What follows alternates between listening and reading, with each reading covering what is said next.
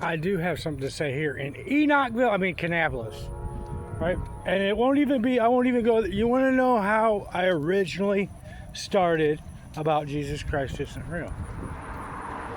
God came to me and he told me they're trying to usurp your throne, right? In a bunch of different ways. And I went down a bunch of different ways. He's like, the Vatican, they're trying to cut you out.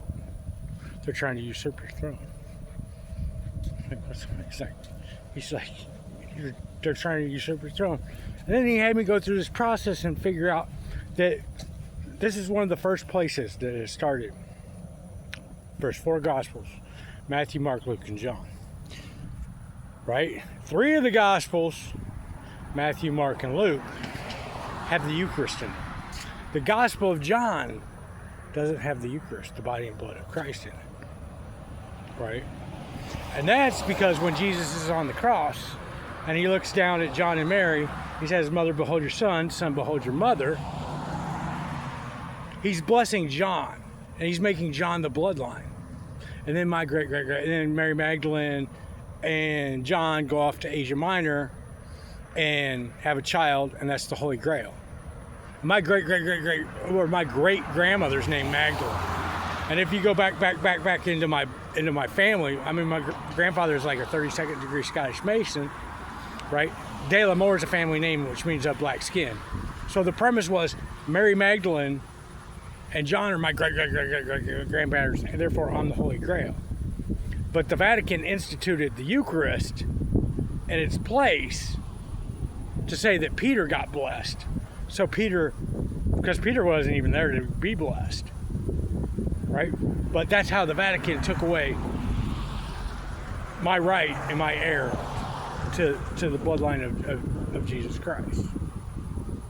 Because if you look at all the letters too of all the apostles, all the made up letters, not one of them mentions the Eucharist.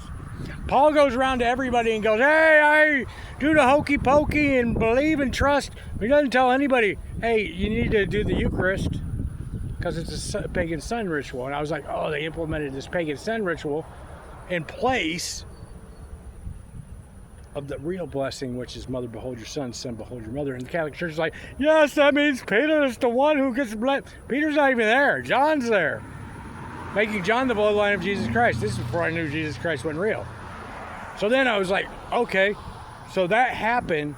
And then Mary Magdalene and John go off and they have a child, right? And those are my great grandparents. So essentially, Mary is my mother, my grandmother, making me the Christ, right? And then it got into this big manifestation of during this sun ritual. Remember the big sun ritual that happened? Then I learned about the sun ritual, because that's what it is. The Eucharist is the imitation of the moon and the sun in an eclipse, and the moon's a snake, and the sun eats the Satan eats whatever. Different pagans have them a different way, but that's essentially what it is. And that's what you're imitating when you're eating your fish and drinking your swine, right?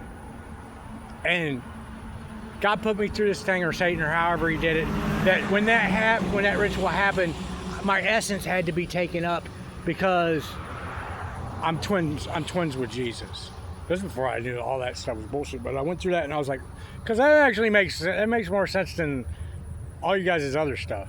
Like Jesus' last miracle on this world to create God's perfect creation. God comes down in human form, then leaves the bloodline there, making John the wine the blood, before he goes back up and leaving the Christ, the coming Messiah there, which would be me. Because one time when I was at the Feast of Corpus Christi, it was one of the last times I went to Mass. I was sitting there and there wasn't anybody there really. And I go up, I got the Eucharist, and I went to get the wine, and the lady just turned around and walked away from me. There was wine in there. I was like, why'd she just do that? And I went and I kneeled down, and all of a sudden this voice started in my head. You're the blood of Christ. You're the blood of Christ. You're the blood of Christ. I'm like, that's why you don't need the wine. You're the blood of Christ. Right? That was like about 5 years before now, right? So then we got into all this, but that's originally like how I started down the path of, it wasn't even like Jesus isn't real. It was, no, Rome and the Vatican usurp my rights as the bloodline of Christ, is what they're doing. Because if you go to the cathedral in Reno, there's a picture, and there's Jesus, and he's sitting there, he's got this loaf of bread on his lap, and Peter's kneeling down before him, and he's feeding him the bread. But behind him are John and the Apostle Paul, and in positions of authority. And I was like, why are John and the Apostle Paul standing behind him, but Peter's kneeling down? I go, there's something wrong with the Eucharist. Why would anybody even paint anything like that? It was a very odd painting of it. And then the whole thing started about the blessing, and that's when that came to me. Mother, behold your son. Jesus lays his bloodline out. Therefore, the Vatican had no rights to it. This is before I even discovered the Constantine stuff. That's how it started.